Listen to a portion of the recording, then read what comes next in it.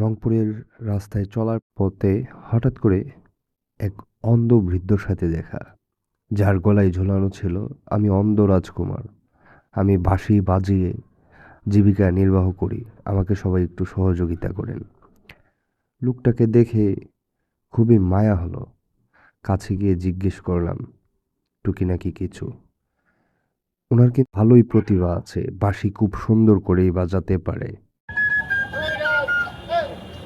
হ্যাঁ কি দাদা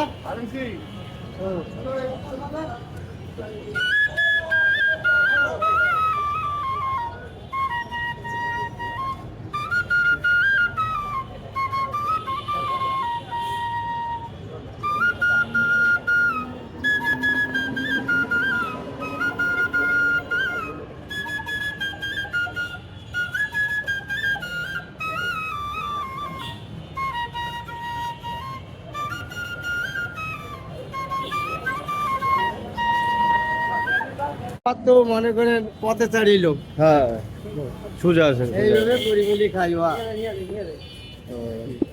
কতদিন ধরে আছেন এই ইয়েতে? বহুদিন থেকে হয় ব্যবস্থা করি চল্লিশ। দেখেন আব্বা ব্রেক নাই বাসায় কে কে আছে? বাসায় বাসায় বর্তমান বাবা মনে করেন মা বাবা তো সবাই মারা গেছে। বাচ্চা কাচ্চা নাই নিজের? বাবা বউ করছে একটা লার্গেশন করাবো মানে মানে বউদের পাক শাক করি খিলে বুঝেন তো। হ্যাঁ জানেন না চোখে না দেখলে ব্যাঙে চাইতে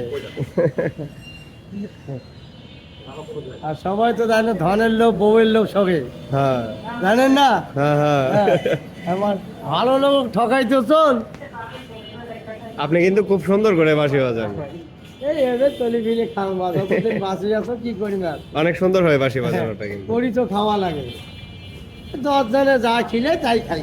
হ্যাঁ। আচ্ছা থাকেন, হ্যাঁ যাবো বাবা দোয়া করেন। ভালো